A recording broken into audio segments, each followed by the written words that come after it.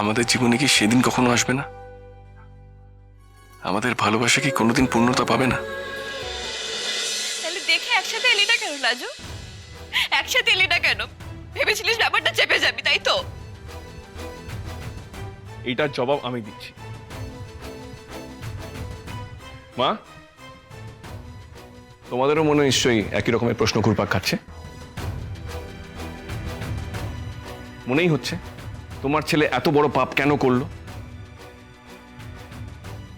লাজুর function দেখতে যাবার মতন এত বড় অপরাধ সে কেন করলো?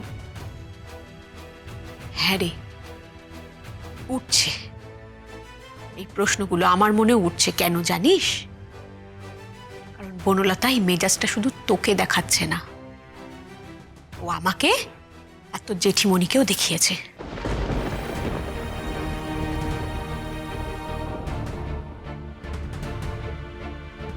আমাকে আজ এই কথা শুনতে হয়েছে, আমার ছেলে বাড়ির আশ্রিতা একটি মেয়ে তার নাচ দেখতে গেছে।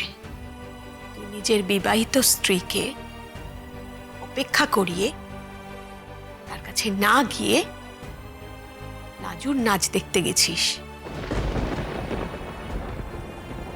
এটাকে তো আমিও সাপোর্ট করতে পারছি না বাবা। সত্যি আমি এটা ভাবতে পারছি না কৃষ্ণ, তুমি এতটা অবিবেচক কি করে হতে পারো? হ্যাঁ, তুমি তোমার কাজের সমর্থনে কি অজুহাত দেবে? হ্যাঁ, কি অজুহাত দেবে? একটা মেয়ে যে আমাদের বাড়ির কেউ নয়, আমাদের ক্লাসের মধ্যেও পড়ে না, তাকে খুশি করার এত দায় কেন? বনলতা যদি তোমার এই আচরণে রাগ করে থাকে তাহলে সেটা স্বাভাবিক। তুমি এতক্ষণ এটা নিয়ে মিথ্যে বলছিলে, জোর গলায় তর্ক করছিলে। সত্যি আনবিলিভেবল। বাবা, মা, আমি সবাইকে বলছি, বনলতার সঙ্গে আমার সম্পর্কটা তোমাদের কাছে পরিষ্কার।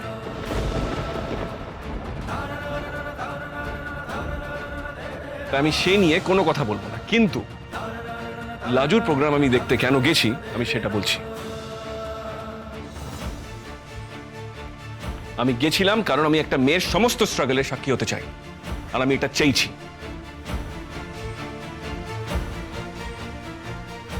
একটা জীবন্ত চণ্ডালিকা স্ট্রাগলের সাক্ষী আমি থাকতে চাই, যাকে প্রতিটা মুহূর্তে এই সভ্য ও ভদ্র সমাজ ছোট বড় সব ব্যাপারে অপমান করে।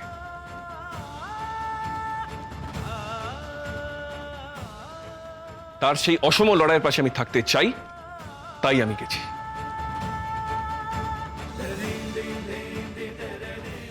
তোমাদেরকে আমি সত্যি কথাটা বলিনি, কারণ তোমাদের এই ভদ্র সভ্য সমাজের ভেতরটা বড্ড কালো, বড্ড অসভ্যতা, বড্ড অশিক্ষা, কুশিক্ষা। লাজুর জীবনের লড়াইয়ে খুব ইম্পর্টেন্ট ছিল আজকের এই পার্টিসিপেশনটা। সেখানেও সাকসেস পেয়েছে। আমি খুশি যে আজকে আমি সেটা এক্সপিরিয়েন্স করেছি, আর সেটার জন্য আমার মনে কোনো দ্বিধা, কোনো পাপবোধ নেই। বনলতা, আমি তোমার এই নোংরামোটা অ্যাভয়েড করতে চেয়েছিলাম, সেই জন্য বলিনি। কারণ তুমি যদি জানতে, তুমি তোমার এই নোংরা মন আর নোংরা ভাষা নিয়ে ওই হলে গিয়ে সিন ক্রিয়েট করতে। আমি সেটা চাইনি, তাই আমি বলিনি। আমার ইচ্ছে হচ্ছিল আমি লাজুর লড়াইটা দেখি, তাই আমি গেছি। আশা করি সব ক্লিয়ার। আর হ্যাঁ, আমি লাজুকে বলিনি কারণ হয়তো ও নার্ভাস হয়ে যেত। তোমার আরো একটা প্রশ্ন আছে না, কেন আমি ওকে সঙ্গে নিয়ে আসিনি? ওই যে বললাম, আমি তোমার এই নোংরামোটা অ্যাভয়েড করতে চেয়েছিলাম, পারলাম না। ভবিষ্যতে আমি সেটা মনে রাখবো।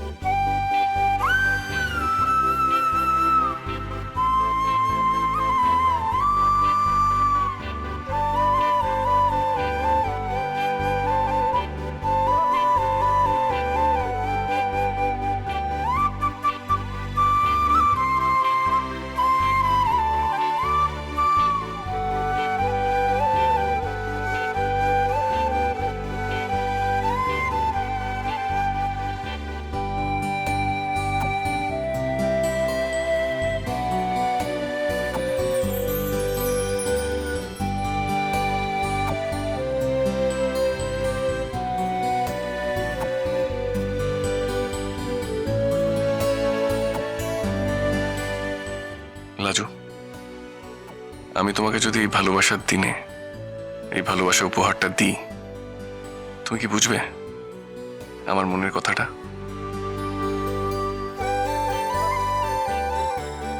কবে যে তোমার আর আমার মধ্যে সবকিছু স্বাভাবিক হবে, কোনো কিছু লুকানোর আর কোনো কিছু প্রয়োজন থাকবে না, আমাদের জীবনে কি সেদিন কখনো আসবে না? আমাদের ভালোবাসা কি কোনোদিন পূর্ণতা পাবে না?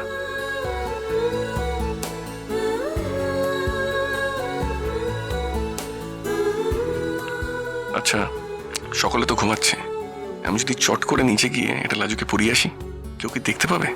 সবাই তো ঘুমিয়ে পড়েছে মনে হচ্ছে। না, থাক, ইটস টু রিস্কি। এই এত রাত্রিরে কেউ যদি হঠাৎ করে দেখে ফেলে, ওরই সমস্যা বাড়বে। এমনিতেই ফাংশন নিয়ে যা অশান্তি হলো, এখন ডিস্টার্ব করার কাজ নেই। তার থেকে ভ্যালেন্টাইন্স ডেতে আমি ওকে এটা কোনোভাবে দিয়ে দেবো।